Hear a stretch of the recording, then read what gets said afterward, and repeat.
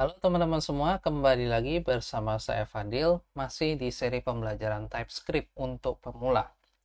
Di episode kali ini kita akan membahas tipe data, yaitu tipe data objek pada TypeScript. Nah, sebelum kita membahas lebih jauh mengenai tipe data pada TypeScript ini, terutama tipe data objek, kita akan membahas apa itu objek. Objek di sini dalam JavaScript merupakan struktur data yang memiliki pasangan key dan value. Key itu ya si kuncinya, dan value itu adalah nilai dari si pasangan key ini. Dan biasanya di dalam JavaScript itu untuk struktur key-nya itu di dalam kurung kurawal, dan key-nya di sebelah kiri, kemudian titik 2, value-nya di sebelah kanan. Kalau mau bikin pasangan key value yang lainnya, kita pisahkan dengan tanda koma. Sesimpel itu. Nah, pada TypeScript, value akan diinferensikan tipe datanya ketika diinisialisasi pada key tertentu. Jadi, ketika kalian menginisialisasi pasangan key value, misalkan kalian punya sebuah key dengan value tertentu, maka otomatis TypeScript akan menginferensikan atau akan membubuhkan tipe pasangan key value pada objek itu, ya. Kemudian, key yang akan diisi ulang value-nya yang menggunakan notasi titik ataupun menggunakan notasi tanda kurung siku. Kalau teman-teman masih ingat pembelajaran objek pada JavaScript, dalam TypeScript nilai tersebut harus memiliki tipe data yang sama ketika inferensi sebelumnya. Jadi sebenarnya sama seperti inferensi variable atau inferensi array. Inferensi objek ini ketika kita ingin mengisi ulang value-nya atau reassign nilainya pada key tertentu, maka value yang diisi itu harus memiliki tipe yang sama atau sejenis dengan key yang diinisialisasi sebelumnya. Nanti kita akan lihat bagaimana praktek di codingannya. Kemudian, tidak dapat menambahkan key baru dengan notasi titik. Misalkan, kalian punya beberapa pasangan key dan value. Terus kalian ingin menambahkan key baru yang tidak ada pada inisialisasi sebelumnya. Kalau di JavaScript memungkinkan, tapi dengan TypeScript ini tidak dimungkinkan. Dan juga yang terakhir, objek yang akan diisi ulang. Sekarang kalau ini kan kita ingin isi ulang, kalau sebelumnya kan kita ingin mengisi ulang value pada key tertentu. Tapi kalau kita ingin mengisi ulang keseluruhan objeknya atau keseluruhan isi variable objeknya, haruslah memiliki struktur key dan tipe data yang sama dengan awal inisialisasi.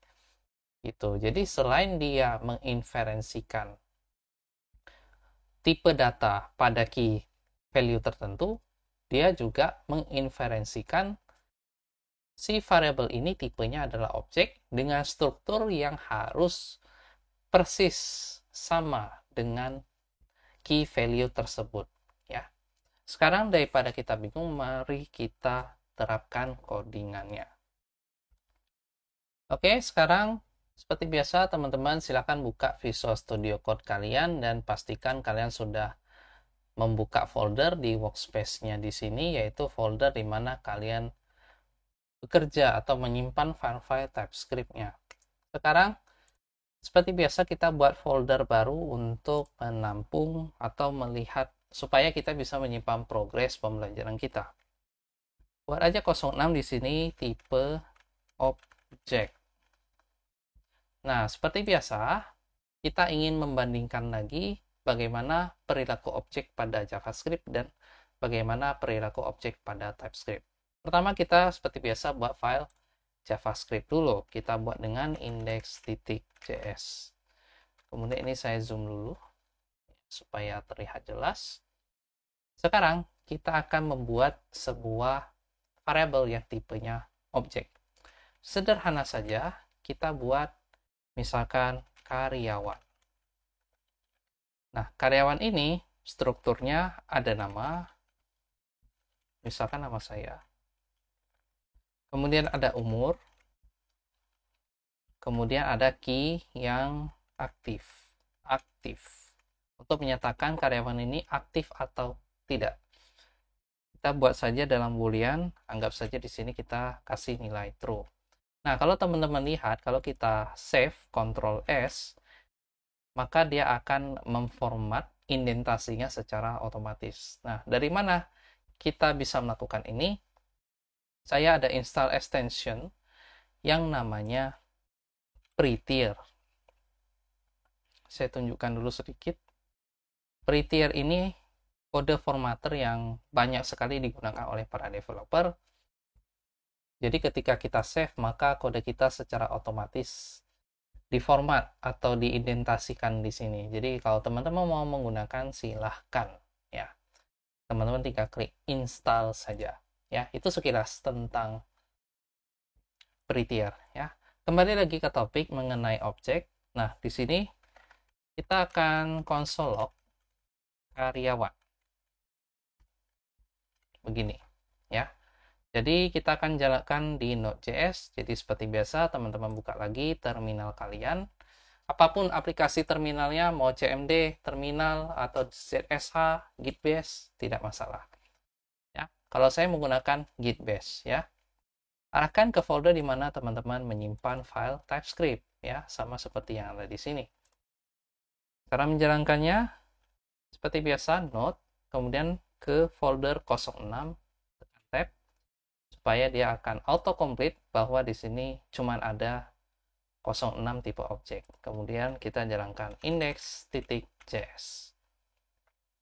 Nah, di sini sudah bisa kita jalankan, tidak ada yang aneh.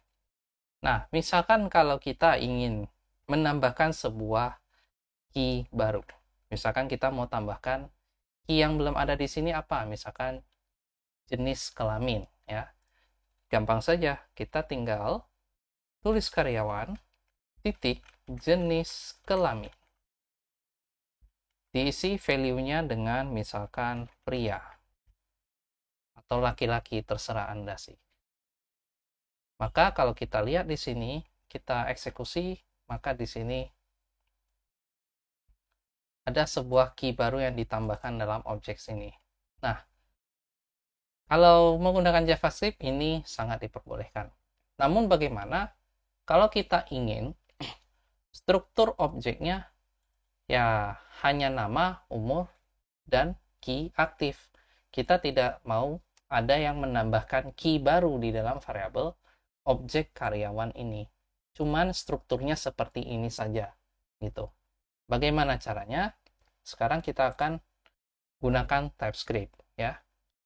Pertama, ini kita hapus dulu. Kemudian buat sebuah file index.ts. Buat sebuah file TypeScript. Kita buat objek karyawan lagi dengan struktur yang sama. Buat const karyawan sama dengan buka kurung kurawal, tutup kurung kurawal. Jadi di tengah-tengah sini kita buat key nama seperti biasa. Kemudian di sini umur. Kemudian di sini aktif. Statusnya aktif atau tidak.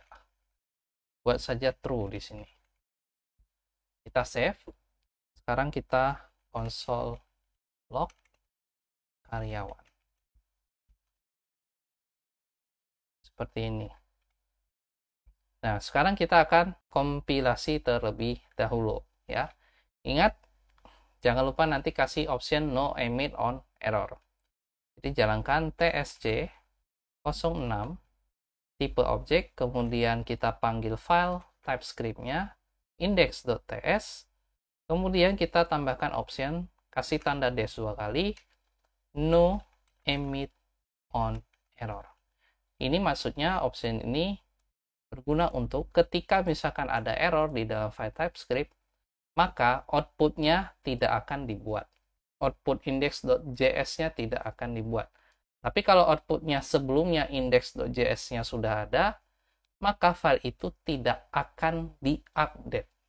tidak akan dikompilasi. Jadi sama aja fungsinya. Intinya dia akan gagal compile atau tidak akan menghasilkan output baru ketika ada error.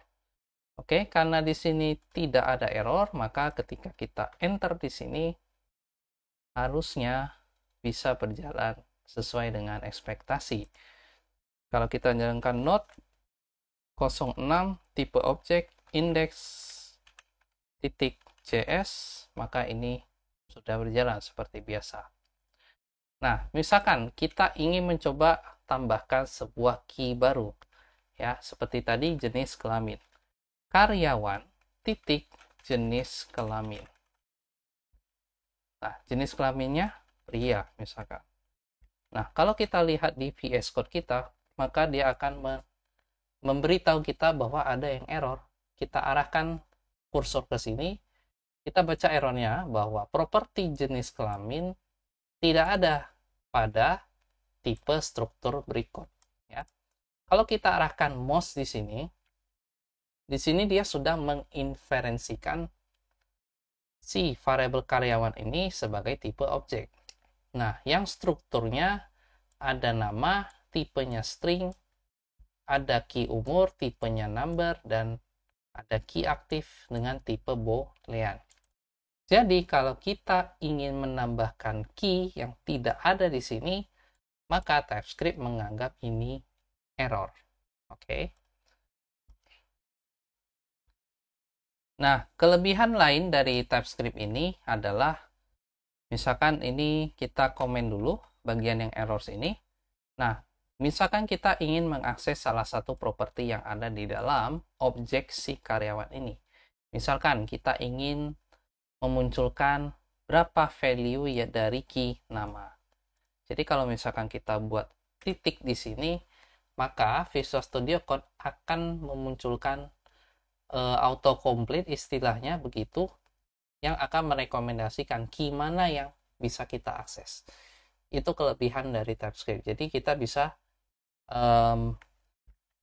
mengakses key dengan mudah tanpa khawatir kalau misalkan kita typo dalam pemanggilan salah satu key ini.